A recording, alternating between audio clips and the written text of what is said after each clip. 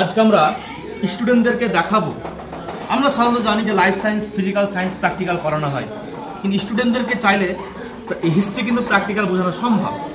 আজকে আমরা দেখাবো ষষ্ঠ শ্রেণী ইতিহাসের প্রথম অধ্যায়ের প্রত্নক্ষেত্র, প্রত্নবস্তু আর প্রত্নতাত্ত্বিক।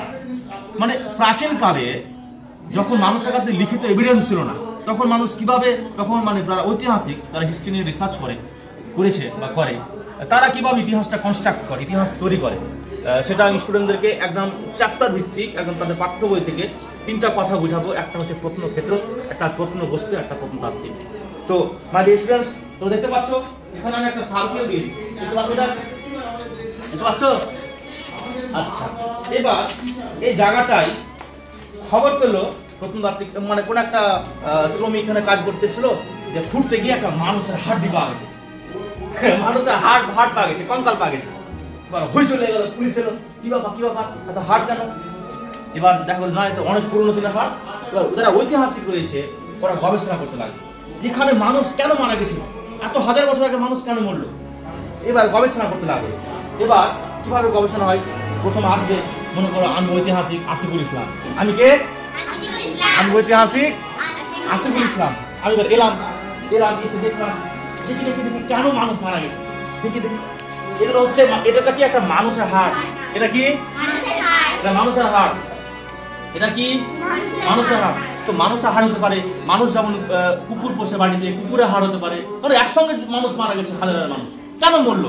কোনো বন্যার কারণে মরলো না ভূমিকম্পের কারণে মরলো? এই হাড়গুলো একদম ঐতিহাসিকরা তুলে রেডিও কার্বন পদ্ধতির সাহায্যে, রেডিও কার্বন পদ্ধতি মানে কার্বনের আইসোটোপ একটা, ঠিক আছে, এটা ফিজিক্যাল সায়েন্সে পড়বা এটা।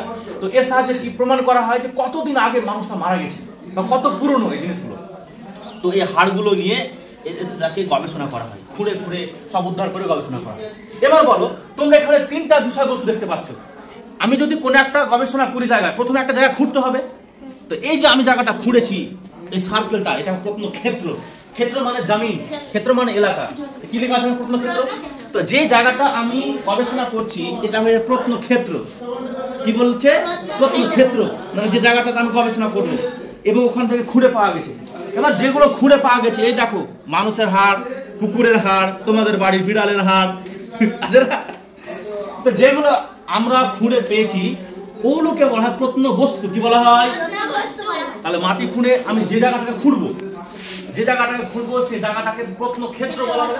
আর যেগুলো আমরা খুঁড়ে পাবো কি বলা হবে? কি বলবো জানো তো? যে জায়গা থেকে খুঁড়ে আমরা কিছু পাবো ওটাকে কি বলা হবে?